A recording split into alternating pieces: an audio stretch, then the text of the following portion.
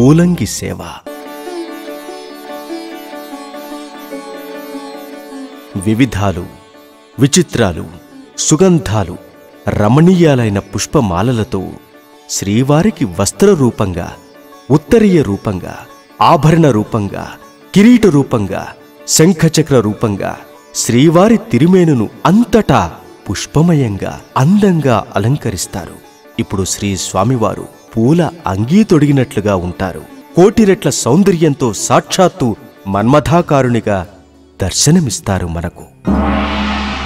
ప్రతి గురువారం నాడు పూలంగిని ధరించిన శ్రీ స్వామివారిని సేవించి శ్రీ స్వామివారి ఆశీస్సులకు పాత్రులవుతూ ఎందరో భక్తజనులు తన్మయులు, కృతార్థులు అవుతున్నారు.